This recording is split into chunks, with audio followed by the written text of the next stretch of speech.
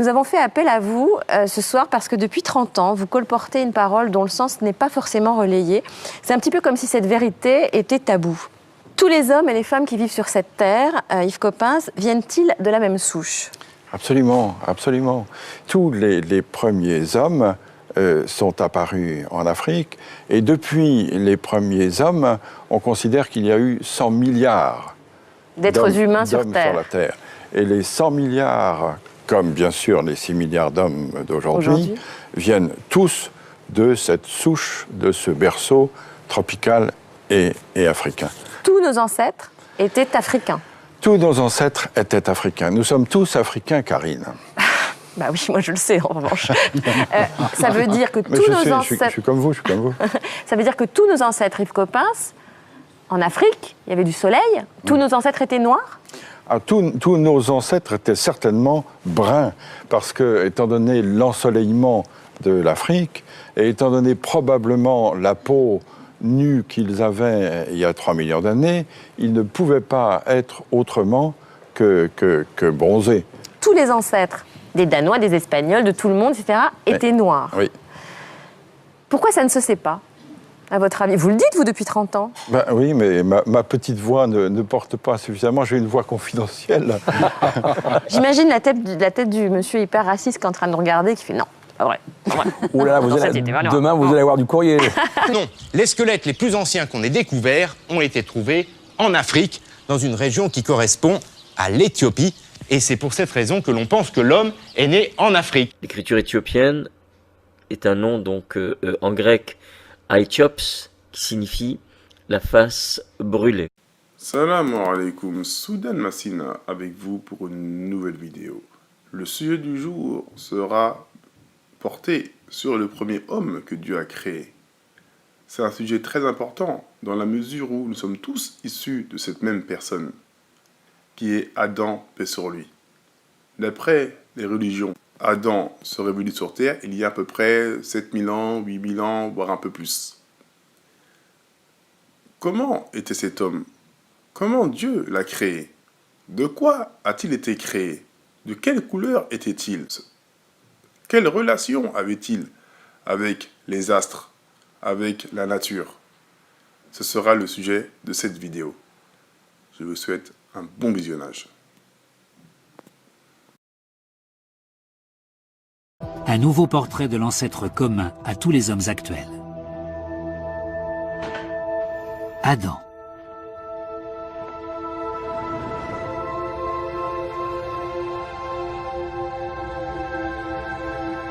En l'absence de crâne, on ne peut savoir avec certitude quelle allure il avait. Mais la conjugaison des indices génétiques, du talent médico-légal de Frank Bender et des logiciels dernier cri laisse penser qu'il ressemblait sans doute à cet homme.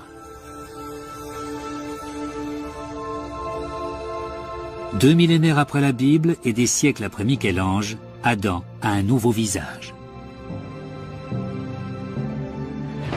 J'aime son expression. Il a un regard volontaire. C'est un homme ambitieux.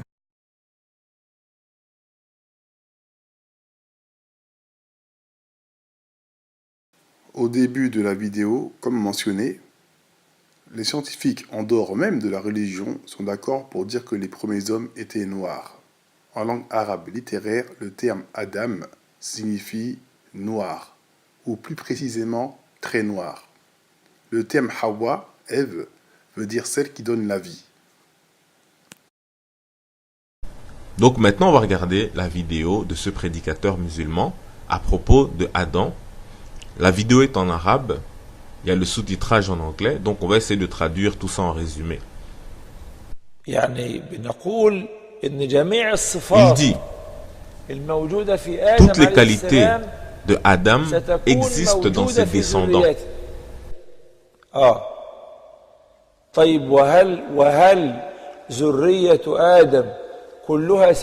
Mais est-ce que ça veut dire que les descendants de Adam sont tous de peau noire et de la boue noire? C'est connu que Adam avait la peau noire.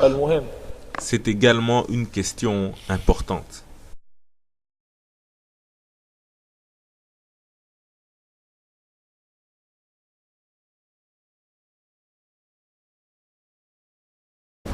When and where did they live? Jewish, Christian, and Muslim traditions trace us all back to Adam and Eve. The book of Genesis says they came from a place called Eden, near the Tigris and Euphrates.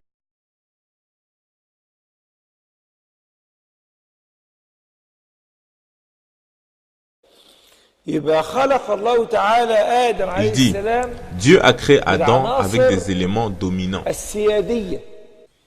السيادية يعني ايه؟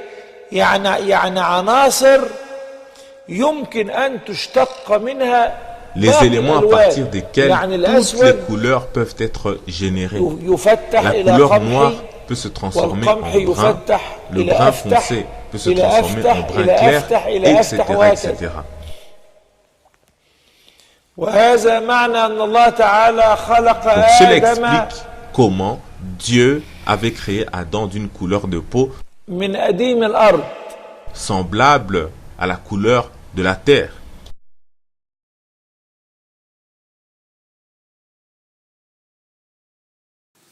Allons voir dans le Coran ce qu'on trouve par rapport à la création de Adam. De quoi Dieu l'a créé?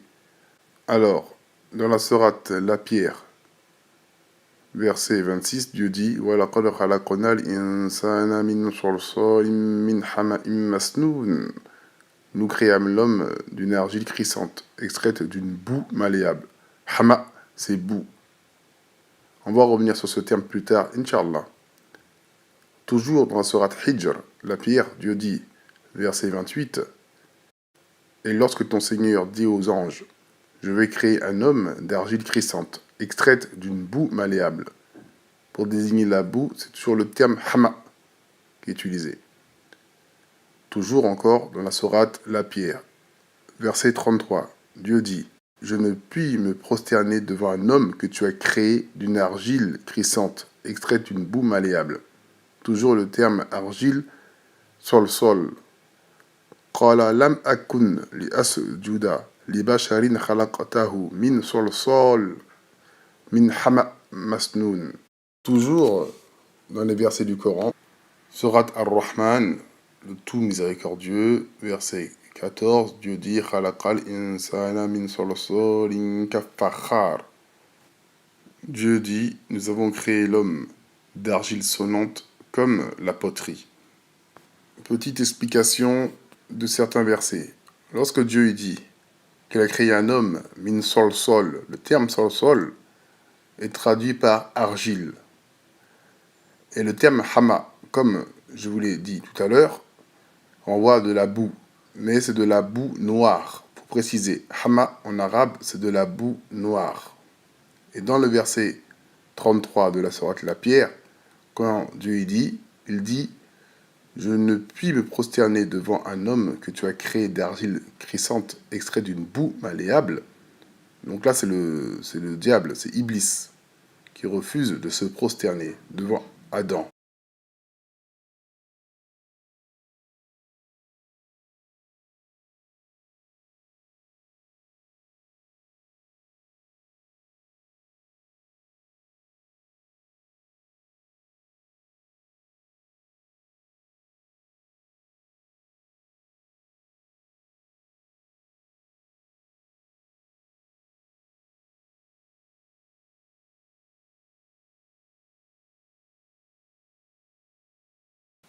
Qui est Dhul-Qarnayn? Dhul-Qarnayn est une personne mentionnée dans les livres religieux. Les savants musulmans divergent autour de son statut. Était-il prophète? Il est connu car il a beaucoup voyagé. Certains disent même qu'il a fait le tour du monde. Dieu lui a donné une armée puissante. Il l'a favorisé sur terre. Dhul-Qarnayn a eu pas mal d'expériences. Il a croisé pas mal de peuplades, dont Gog et Magog, qui sont connus dans les livres religieux. De plus, il a eu une expérience étrange avec le soleil. Aujourd'hui, ce qui nous intéresse sur Dhul-Qarnayn, c'est son expérience étrange, particulière avec le soleil.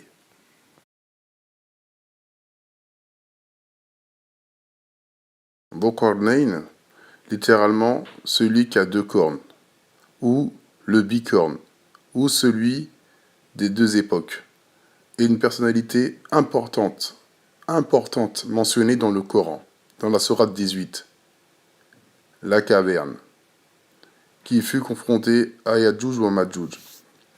Certains savants musulmans, chrétiens, disent que Dhul-Qarnayn serait Alexandre le Grand. Leur tentation de blanchir toute personne est grande. Ils disent, les exégètes qui soutiennent que Dhul-Qarnayn serait Alexandre le Grand, donc Dhul-Qarnayn, d'après certains, serait Alexandre le Grand, fondent leur argumentation sur le roman d'Alexandre, texte écrit par le pseudo-Callisthène, qui raconte dans ses versions en syriaque qu'Alexandre le Grand aurait en effet édifié un tel ouvrage pour se prémunir des attaques de Gog et Magog. On continue. Donc je clique sur pseudo-Callisthène pour vérifier la véracité de la source. On nous dit pseudo-Callisthène est un auteur inconnu, égyptien ou grec d'Égypte, qui dut vivre à Alexandrie au IIe siècle ou IIIe siècle. Les historiographes l'ont appelé pseudo-Callisthène parce qu'il voulait se faire passer pour Callisthène, le contemporain et biographe Alexandre le Grand, dont furent perdues les chroniques. Cet auteur inconnu vécut 5 siècles après le héros dont il prétend raconter les exploits. 5 siècles après. C'est un mythe, c'est du mensonge. Il se base sur ça pour dire que Dhul-Qarnayn était une personne au teint caucasien du nom connu, reconnu d'Alexandre le Grand. Mardi prochain, l'épopée d'un modeste roi de Macédoine devenu le maître du monde. Le nom d'Alexandre le Grand reste à tout jamais synonyme de gloire, d'aventure et de passion.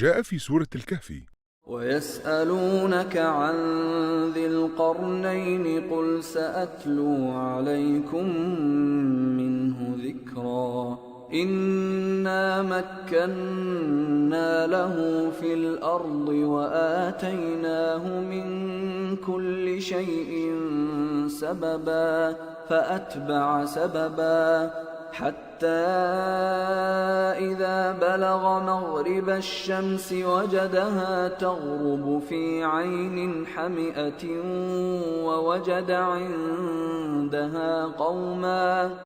On va revenir sur la traduction de ces versets. Alors, verset 83, Dieu dit, et il t'interroge sur Dhul-Qarnayn. Dis, je vais vous en citer quelques faits mémorables. Vraiment, nous avons affirmé sa puissance sur terre, et nous lui avons donné libre voie à toute chose. Il suivit donc une voie. Et quand il eut atteint le couchant, il trouva que le soleil se couchait dans une source boueuse. Le terme ici, c'est hama, boueuse, boue noire. Hama, qui est le même mot qui fait partie des composants de Adam. La traduction n'est pas tout à fait exacte ici. Ce serait plutôt verset 86.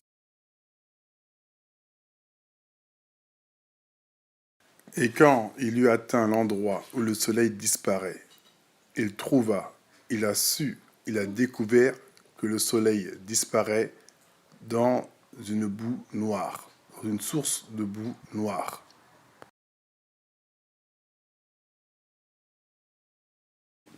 Et quand il eut atteint le levant, il trouva que le soleil se levait sur une peuplade. La traduction plus exacte serait celle-ci. Et quand il eut atteint l'endroit où le soleil apparaît, il trouva, il a su, il découvrit que le soleil apparaissait sur une peuplade. Ce qui est intéressant est que le soleil se nourrit ou recharge avec une substance semblable à celle des composants de Adam. Les sources islamiques nous apprennent clairement que dans la Torah, le soleil se couchait aussi dans une boue noire. Il y a un hadith connu du monde musulman où Ibn Abbas, le cousin du prophète Mohammed, paix sur lui, et Muawiyah, le fondateur de la dynastie Omeyyade, ont eu un différend. Un disait que le soleil disparaissait dans une boue noire et l'autre dans une source d'eau chaude. Ils ont appelé Ka'b el-Ahmar, qui est un rabbin connu qui s'est converti à l'islam, et lui demandé qu'est-ce que lui voyait dans la Torah. Il a dit que le soleil disparaissait dans une boue noire. Qui est Ka'b el-Ahbar? Ka'b el-Ahbar est un yéménite juif du 7e siècle. Sa tribu s'est convertie à l'islam. Il est considéré comme la plus ancienne autorité en matière d'israéliyat et de la tradition de l'Arabie du Sud. Il est utile aussi de préciser que Ka'b el-Ahbar est un yéménite juif qui habite au Himyar. Il était habitant du Himyar et parlait donc la langue du Himyar. Il avait une meilleure connaissance de Dhul-Qarnayn liée à son livre, car Dhul-Qarnayn, comme je l'ai dit, est dans les livres religieux, est mentionné dans les livres religieux. Il est utile aussi de préciser que le Himyar, à l'époque, appartenait au royaume Saba, et que les Yéménites sont noirs.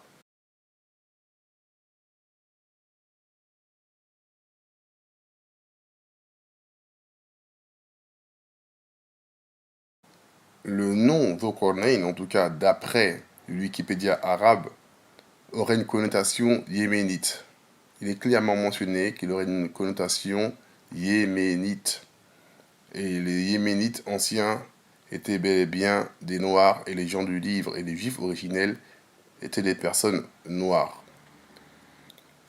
Le royaume de Saba, ou le royaume du Himyar, ou le royaume d'Éthiopie, le Habasha, Érythrée, était à l'époque le même royaume.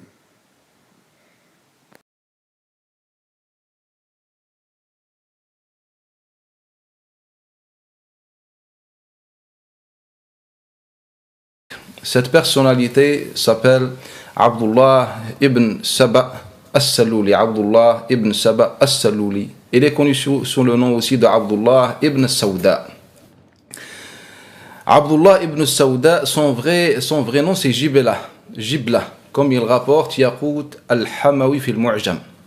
Lorsqu'il a prétendu sa conversion à l'islam, donc il a choisi comme prénom Abdullah. Sinon, en vérité, il s'appelle Jibla.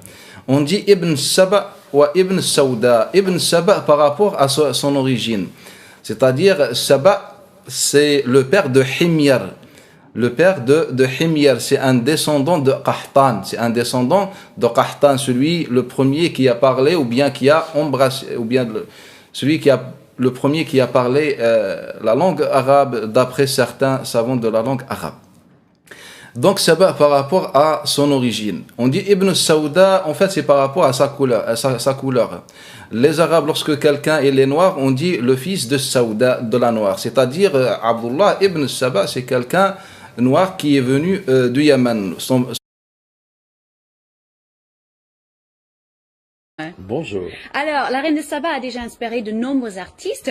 Pourquoi cette envie de raconter son histoire à votre façon? Parce qu'à travers les âges, tous ceux qui ont parlé d'elle l'ont vue blanche. Or, elle était noire.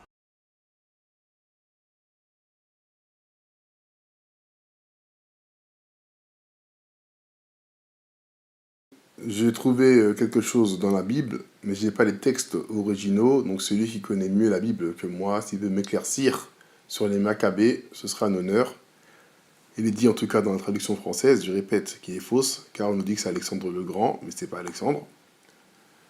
Donc Dhul-Qarnayn était originaire soit du Yémen ou de l'Éthiopie, et à l'époque c'était le même peuple, quoi qu'il en soit, il était noir. Verset 1, les Maccabées, après qu'Alexandre, le fils de Philippe, le Macédonien, qui régna d'abord sur la Grèce, fut sorti du pays de Sétim, et eut battu Darius, roi des Perses et des Médès, et fut devenu roi à sa place tout d'abord sur l'Élade. Il livra plusieurs batailles, il prit les forteresses de tous, tua les rois de la terre, passa jusqu'aux extrémités de la terre. Je pense qu'ici, peut-être, le soleil était mentionné. Mais je répète, c'est une traduction en français. Sûrement la traduction est mal faite. Alors passa jusqu'à l'extrémité de la terre et s'empara des dépouilles d'une multitude de nations. La terre se tut en sa présence. J'ai trouvé une autre trace chrétienne dans les poètes chrétiens avant l'islam, une personne du nom de Umayya ibn Abi Salt, qui est mentionné dans le monde musulman. Il dit, en parlant de Dhul-Qarnayn, qu'il est passé par les extrémités de la terre et qu'il a vu le soleil disparaître dans une boue noire. Et les termes qui sont utilisés, c'est les mêmes que Ka'b el-Ahbar, le yéménite, parce que Umayya ibn Abi Salt était aussi yéménite. C'était un nazaréen. On va voir ce qu'on nous dit. Les nazoréens ou nazaréens sont un groupe religieux juif messianiste mal connu, attesté de manière indirecte à partir de la seconde moitié du 1er siècle. Ce groupe a la particularité de reconnaître en Jésus le Messie, tout en continuant à pratiquer les préceptes de la loi juive. Pour une branche de la recherche, les nazoréens reconnaissent la messianité de Jésus qu'ils qualifient de serviteur de Dieu, mais pas sa divinité. En résumé, Adam, le premier homme créé, est de couleur noire. Il était composé d'argile extraite d'une boue noire. D'après les écrits, le soleil recharge dans une boue noire semblable à la constitution d'Adam. Sachant que le soleil est une source vitale qui bonifie toute chose vivante, les questions sont celles-ci. Quelle alchimie entre le soleil et l'homme noir? Et quelle harmonie entre la nature et celui-ci? Est-ce pour cela que Dieu a choisi parmi ceux qu'il a élevés au plus haut des hommes noirs? Assalamu alaikum wa rahmatullahi wa barakatuh.